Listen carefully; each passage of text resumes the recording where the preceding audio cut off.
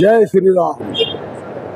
खरं म्हणजे आखाजीच्या मुहूर्तावरती आपण दक्षिणमुखी हनुमान मंदिर केशव सुपर मार्केटच्या पाठीमागे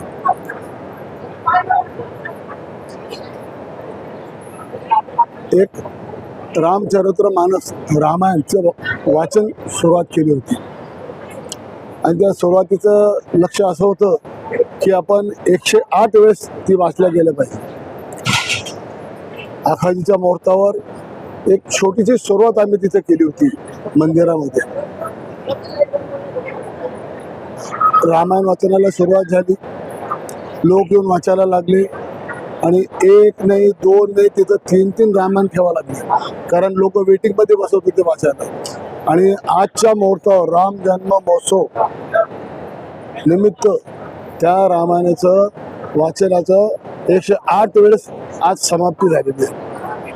त्या समाप्तीनिमित्त आपण छावणी परिसरामध्ये एक कळश यात्रा काढली होती, जी आता तिचं सकाळी 11 वाजेला सुरू झालं आणि मला वाटतं काहीतरी 1:45-1च्या दरम्यान समोर. आणि खूप चांगला प्रतिसाद या कळश यात्रेमध्ये. चांगले कपडे एकदम म्हणजे परिधान करून म्हणजे नटून पटून मला कळश सजवून घेऊन आले होते आपल्या आपल्या घरून. आणि खूप वाजत गाजत श्री रामाचा करत करत ते सर्वजण आपल्या छावणी परिसरातून एक प्रदर्शनात घेऊन मार्ग आपल्या दक्षिणमुखी हनुमान मंदिरापाशी आले.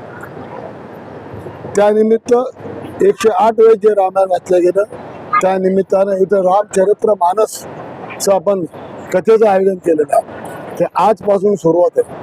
आज दुपारी 4 वाजेपासून तर संध्याकाळी 7 वाजेपर्यंत. त्याकरिता मध्य प्रदेशमधून आचार्य दुर्गाशंकरजी तारे हे या कार्यक्रमाला कथा वाचन साधतात. त्यांच्या मधुर वाणीतून श्री रामचंद्र मानस या कथेचं ते त्यांच्या मुखाद्वारे सर्वांना ऐकवतील आणि समजून सांगतील. ते फार म्हणजे आपण म्हणून त्यांचं पाठांतर आणि वैदिक पद्धतीनं त्यांचे खूप म्हणजे त्या रामचंद्र मानसावर त्याचा खूप अभ्यास झालेला आहे. आम्ही त्यांना निमंत्रित केलं, त्यांनी आमचा मान सन्मान ठेवून इथं आले. आणि आज संध्याकाळी 4 वाजेपासून ते संध्याकाळी 7 वाजेपर्यंत कथेचं आयोजन आहे. दिनांक 26 मार्चपासून तर 1 एप्रिलपर्यंत या कथेचं आयोजन आहे. आणि 2 तारखेला समाप्तीनिमित्त हनुमान